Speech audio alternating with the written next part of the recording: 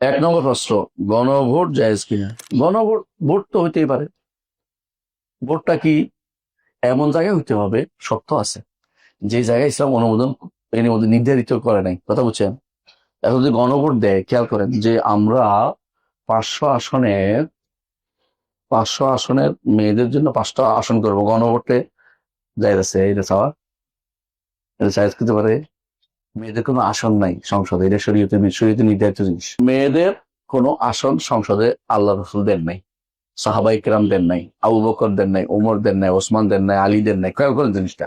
আপনি এখন 500 আসনের জন্য গণভোট চাচ্ছেন। কথা বুঝতে পারছি? এখানে গণভোট চাওয়া যায় নেই, দেওয়াও যায় গণভোট জায়গা না। বুঝছেন কথাটা? আরেকটা যদি চায়, সেটা কি, যে আমরা এখন এই যে ক্ষমতায় যায়, হ্যাঁ, মানে আমরা এখন সব মানুষকে সমান মনে করব। হিন্দু বৌদ্ধ সবাই আমার রাষ্ট্রপ্রধান হইতে পারবে, সবাই আমার সাংসদ হইতে পারবে।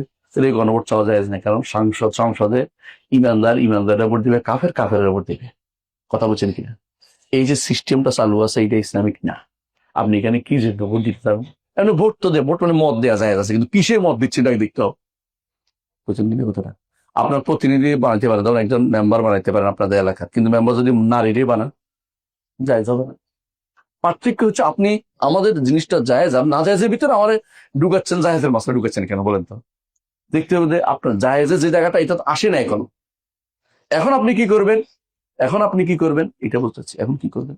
এখন যেটা দরকার, এটা হচ্ছে আপনি নিজে বাঁচার জন্য, ইমান বাঁচায় রাখার জন্য যদি কোনো কিছু করেন, শরীয়ত মনে করে করবেন না, দয়া করে।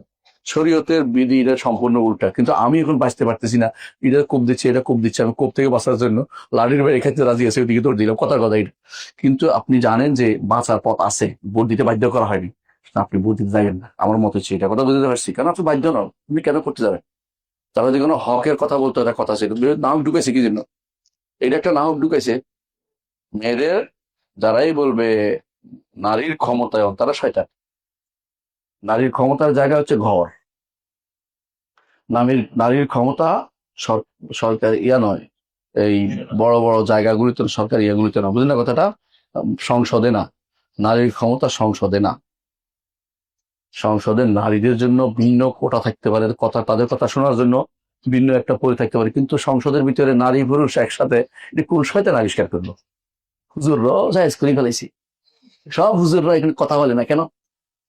কেউ যে মেরে ফেলবে, কেউ কেউ মারি ফেলুক, অসুবিধা, জান্নাতে যাবা, হক কথা বলতে হবে না, কে বলবে?